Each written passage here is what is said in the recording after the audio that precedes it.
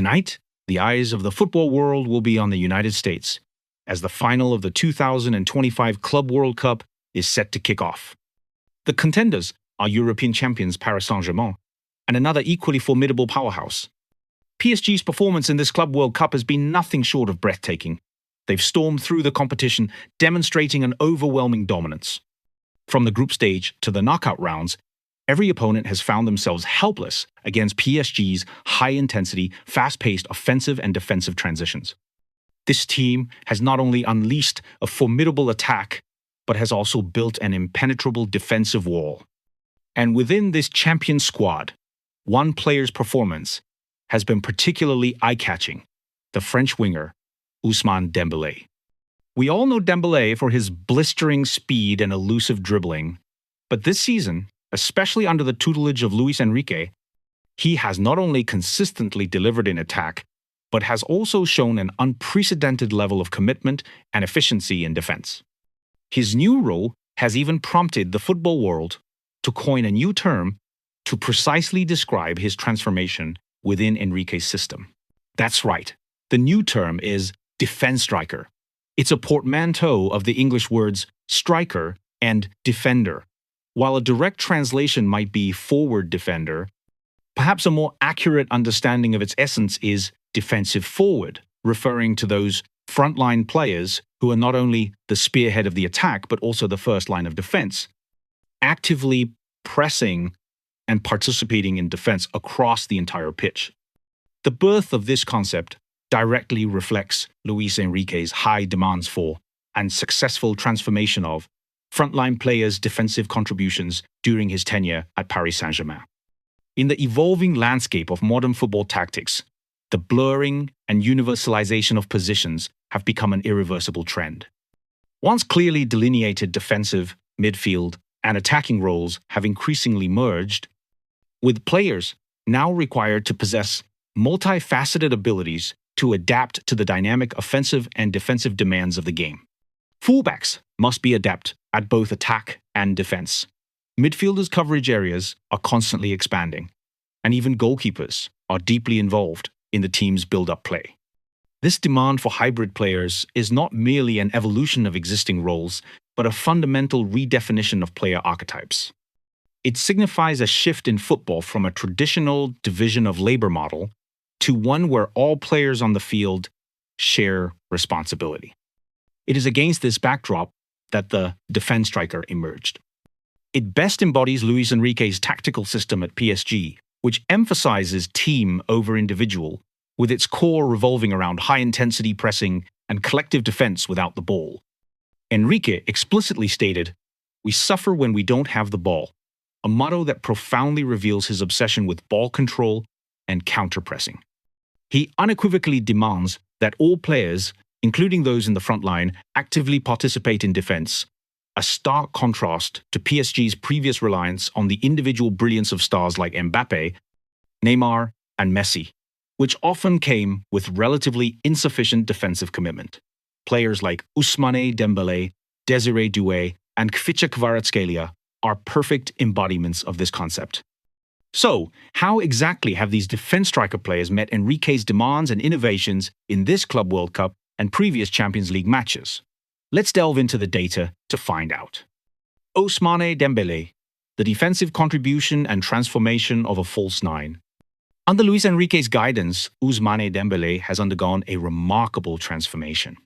He has evolved from a winger known for his dribbling and breakthroughs into a versatile player capable of playing as a false nine and actively participating in defense.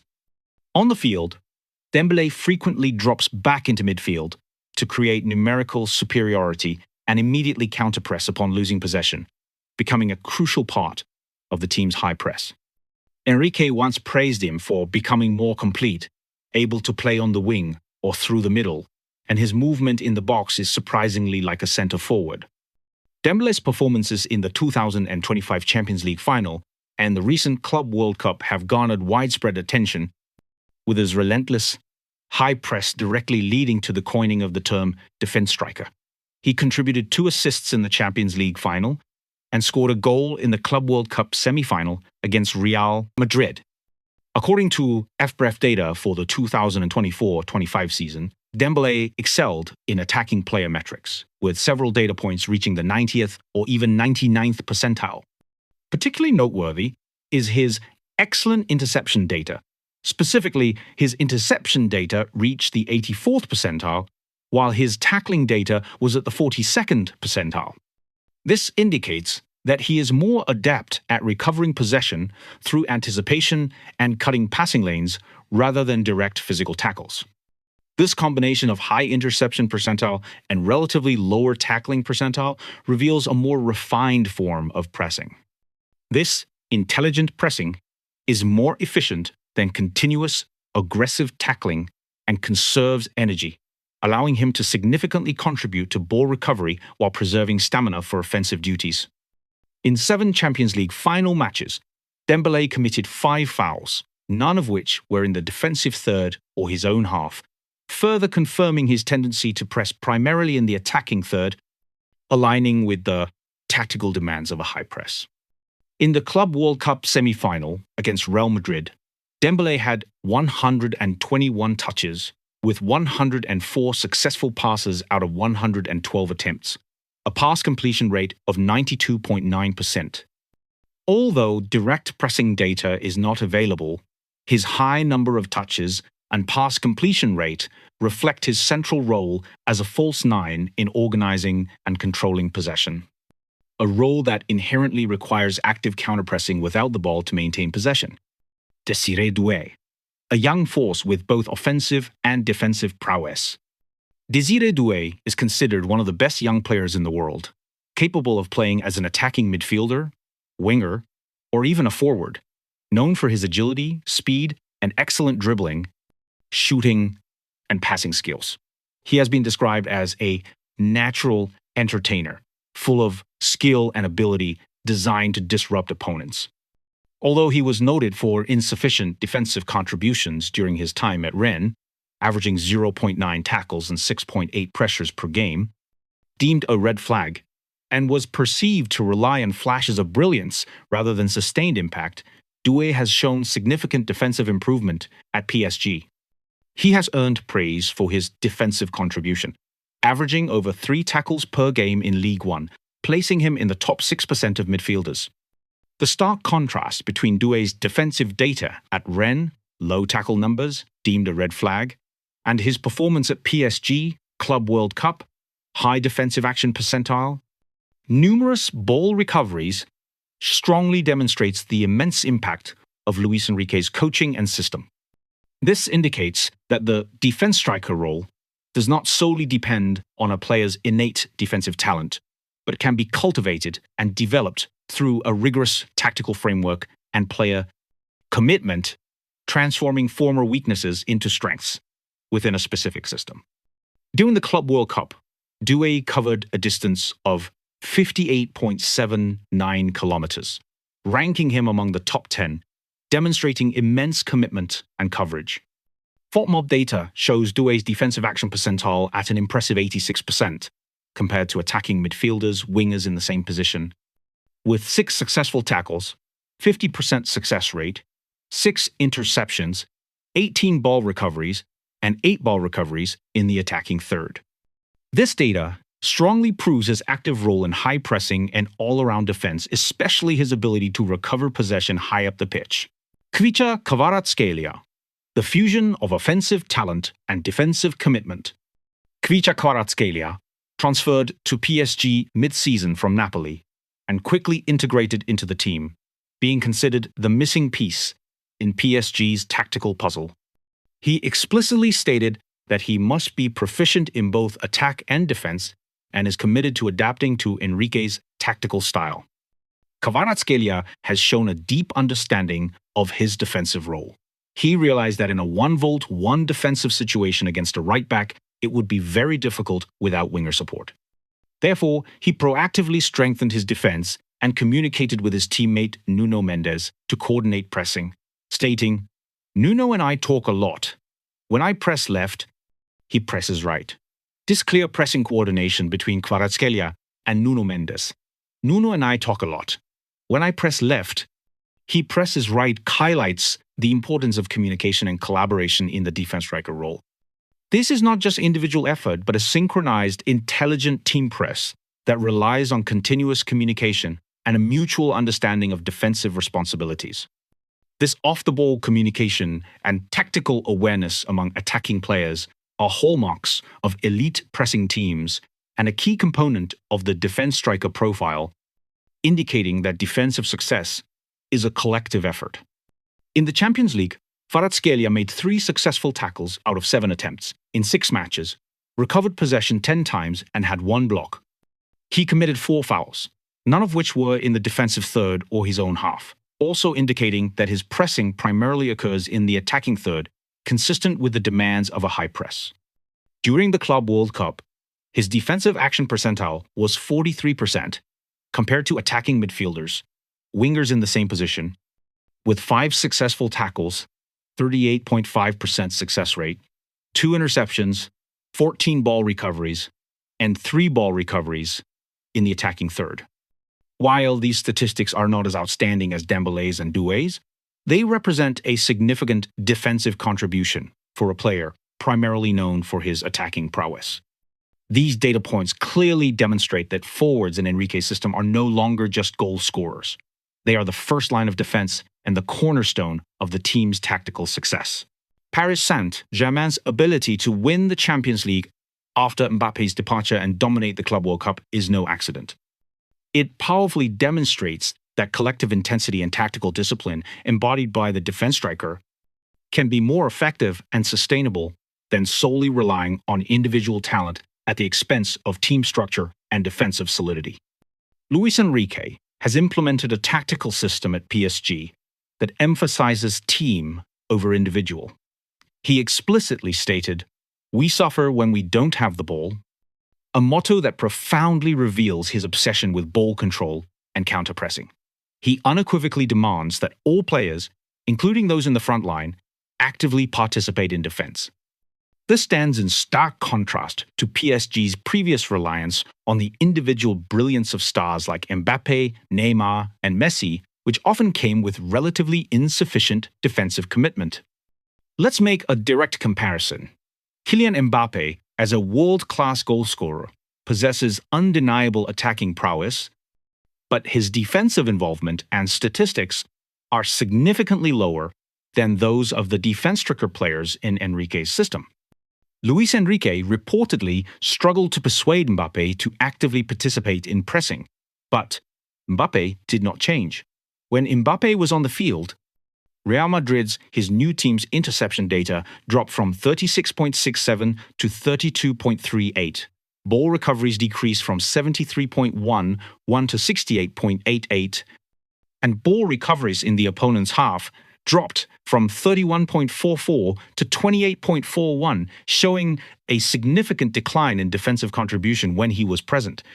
FotMob data shows Mbappe's defensive action percentile at 0% compared to forwards in the same position, with extremely low raw numbers for tackles, interceptions, and ball recoveries. For example, 1 interception, 3 ball recoveries.